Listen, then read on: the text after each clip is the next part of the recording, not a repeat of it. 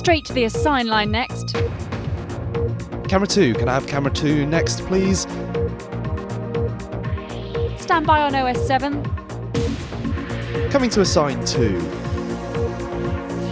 Can I have the OS for the studio, please? Okay, everything's sounding good. Mixing to camera 3.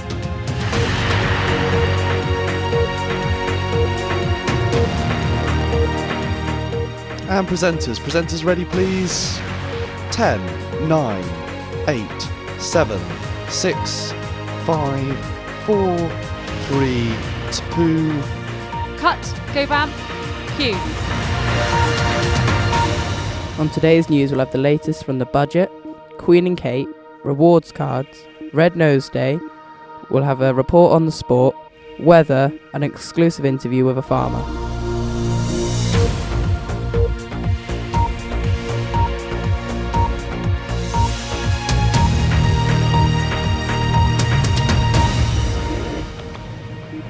Hello, my name is Yasmin. And my name is Ella. My name is Theo. Welcome to the Stanchester Academy News Report 2013. Here are the top stories today.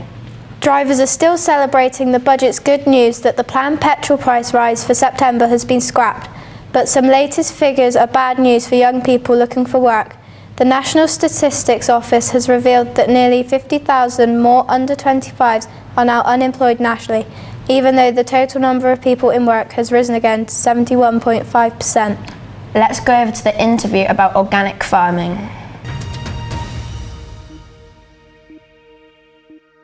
Hello, I'm Ella. And I'm Yasmin. And we're reporting from Stanchester Academy for BBC Newsday.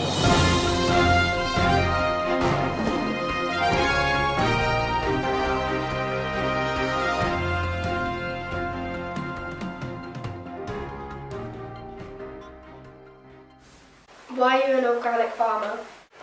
We started organic farming 1995, and we at that time had a very small milk requirement, and we took 10 dairies and evaluated all of the dairies that we had at the time.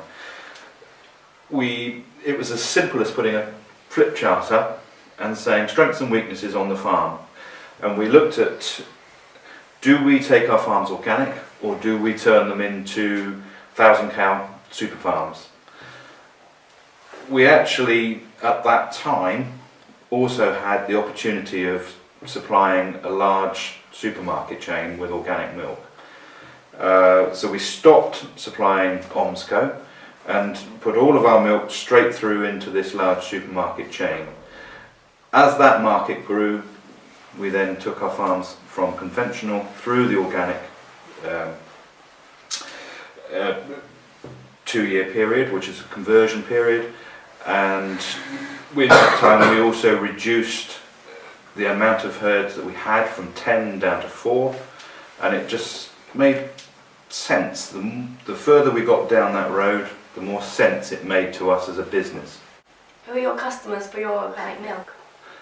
As I say, we supply all of our milk into our parent company, which is the A.H. Warren Trust Limited, and they supply a large supermarket chain.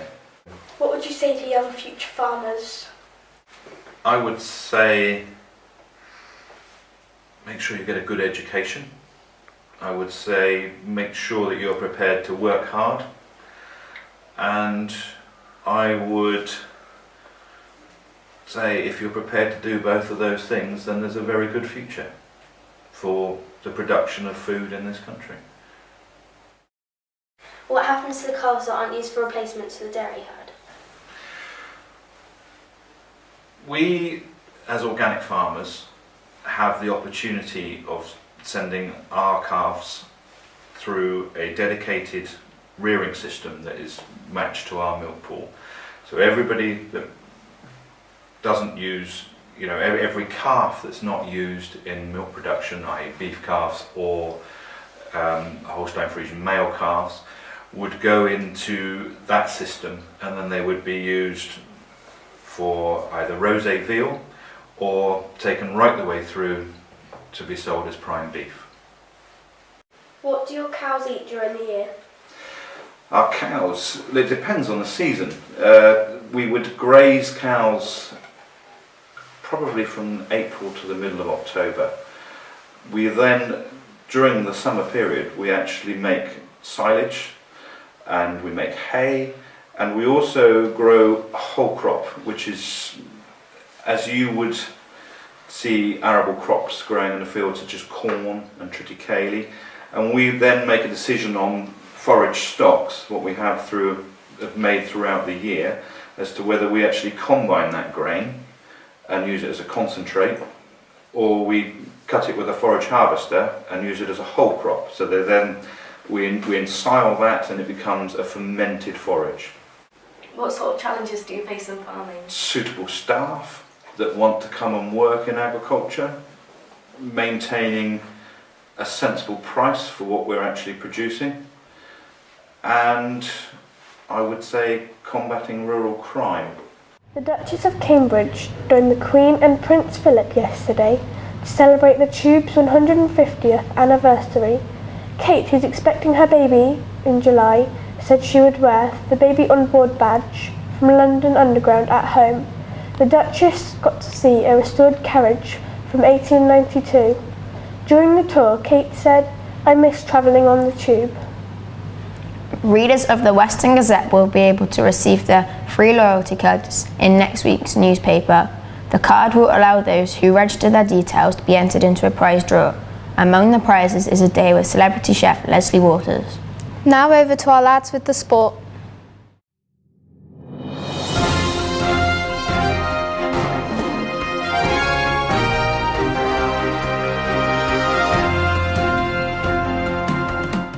Thank you, Yasmin. Hi, I'm Elliot. And I'm Michael, and this is today's sports. England's head coach Stuart Lancaster waits for clarification from ref Steve Walsh over controversial decisions at the breakdown of scrum in England's 33 loss to Wales. Lancaster had suspicions about Cuthbert's first try from the build-up from a dodgy turnover by Welsh replacement Ken Owens. However, Lancaster was quick to reiterate what happened in that breakdown. It was disappointed to lose composure and let the game slip away. Irish rugby legend Brian O'Driscoll has been banned for 3 weeks after his stamp on Simon Favero. O'Driscoll was sin-binned on the half-hour mark for a vicious stamp on the Italian flanker's chest. After the game, RFU officials decided a ban would be appropriate. The Oval's hopes of getting promotion have taken a knockback after suffering a 2-0 defeat to Swindon on Tuesday, leaving them out of the top 6 on goal difference. Manager Gary Johnson has refused to allow his team's losing streak to put an end to his playoff chances, but isn't confident that this weekend trip to Carlisle will be the turning point. Now to even more local news. Stanchester Academy Year 11 boys football team played Wadham in a cup semi-final. Stanchester were unlucky to fall behind near the beginning with an excellent header. The first half was very tight, with both teams playing exceptionally well in the midfield. A well-struck Wadham free kick just beat the keeper, giving them a 2-goal lead. Half-time changes boosted the team's morale. The second half continued with both teams having equal possession. After Stanchester hit the post from a 25-yard strike, they really started to dominate. With the end of the game approaching, Stanchester scored, bringing the score to 2-1. The atmosphere was tense, but the Wadham defence held strong till the end. Final score, 2-1. That has been the sport. Back to the studio.